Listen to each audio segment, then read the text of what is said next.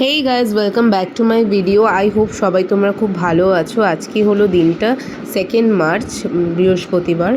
তো সকাল সকাল উঠেই আগে রান্নায় চলে এসেছি। সকাল বলতে আমার 8টা, 8:30, এর থেকে সকালে আমি উঠি না। কোনো দিন যদি খুব দরকার থাকে তাহলে 7টা। তো খুব একটা দরকার আমার থাকে না, মোটামুটি এই সময় উঠলেই আমার হয়ে যায়।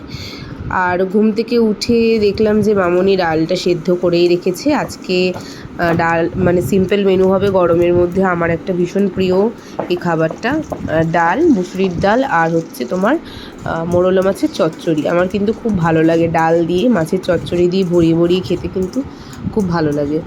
তো ডালটা আমি ফোড়নে দিয়ে দিলাম সাদা কালো জিরে আর শুকনো লঙ্কা। ফোড়নটা একটু লাল লাল হয়ে গেছে, এর মধ্যে এবার একটু পেঁয়াজ কুচি দিয়ে দিলাম। একটু পেঁয়াজ দিয়ে ডালটা করব। পেঁয়াজটা একটু হালকা করে ভেজে নিতে হবে, খুব একটা লাল না করলেও চলবে। তারপর ডালটা সোমবার দিয়ে দিলাম।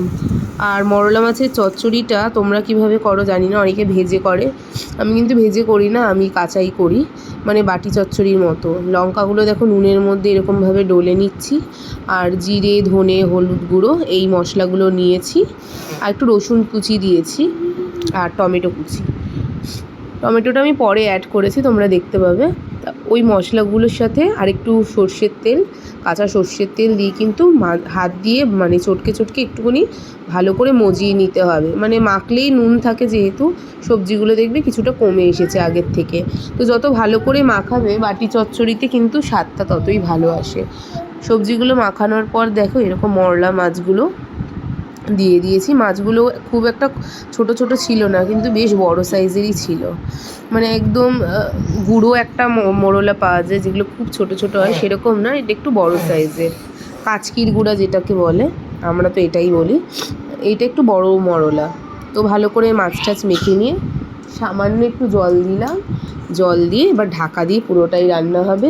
প্রথমে একটু হাই ফ্লেমে কিছুক্ষণ 5 মিনিট করে নেব, তারপর ফ্লেমটা আস্তে করে দিয়ে এটাকে চাপা দিয়ে দিয়ে ঢাকা দিয়ে দিয়ে রান্না করতে হবে। আর কিছুক্ষণ পর থেকে কিন্তু আর মাছগুলোকে ভালোভাবে নাড়ানো যাবে না, মানে ঘাটা যাবে না, তাহলে মাছগুলো সব ভেঙে গুঁড়ো হয়ে যাবে। সাইড দিয়ে আস্তে আস্তে করতে হবে। তো এরপরে দেখো একটু ধনেপাতা আমি আগে দিয়ে দিলাম, আর পরে লাস্টেও একটু দেবো। আর টমেটোটা এখনই আমি অ্যাড করেছি। আর এদিকে একটু লিকার চা বসিয়ে নিলাম। সকাল সকাল একটু চা না হলে যেন মানে এনার্জিটা ঠিক পাওয়া যায় না। তো আমার তো চায়ের নেশা আছে ভালোই, মানে সকাল সন্ধে একবার করে মিনিমাম আমার চা দরকার, না হলে কিন্তু আমার চলে না ঠিক। অনেক দিন আবার খাইও না, খুব কমই সেটা, যে যখন যেদিন আমি চা খাই না, মানে চা আমার লাগে। আর বিকেলে এসে না আমার কোনো রকম ভিডিও করা হয়নি। আমি জাস্ট এই ছেলের জন্য একটু স্ন্যাক্স বানিয়েছিলাম, সেটাই করেছি সুজি দিয়ে। এটা কি উপমা বলে আই থিঙ্ক, সাউথে এই খাবারটা ভীষণ খাওয়া হয়। ওই একটু সর্ষে কারি পাতা ফোড়ন দিয়ে সবজিগুলো দিয়ে, মানে গাজর দিয়েছি, ক্যাপসিকাম দিয়েছি, টমেটো দিয়েছি, পেঁয়াজ দিয়েছি, এই দিয়ে সুজিটা দিয়ে একটু ভেজে নিয়ে পরিমাণ মতো জল দিয়ে একটু শুকনো শুকনো করতে হবে। তো ছেলের জন্য এই স্ন্যাক্সে বানিয়ে দিয়েছিলাম। আর আমি একটু মুড়ি মেখেছিলাম, আমরা খাবো বলে একটু মুড়ি মেখেছিলাম, কিন্তু আমার আর মুড়ি খেতে ইচ্ছা করলো না, জানি না কেন। বিকেল থেকে পেটটা কেমন ভার হয়েছিল, তো কিছু খেতেই ইচ্ছা করলো না। আর এখানে এই যে সর্ষে ফোড়ন দিয়ে এগুলো একটু দিয়ে দিলাম সবজিগুলো। লঙ্কা দিলে দেওয়া যায়, কিন্তু ও তো লঙ্কা টঙ্কা খায় না সেভাবে। ও চিড়ে দিলে একটু দেওয়া যায়, দিই ওর রান্নায় লঙ্কা, কিন্তু বিকেলবেলার আমি দিইনি সেভাবে। আমাদের জন্য একটু মুড়ি মাখবো, শসা, পেঁয়াজ, টমেটো সব এরকম কেটে নিয়েছি, লঙ্কা দেবো, একটু লেবুর রস দিলাম, কাঁচা সর্ষের তেল দেবো, আর চানাচুর ফানাচুর তারপরে দিচ্ছি।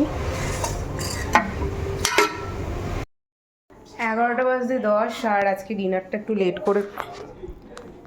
লেট করে করছি।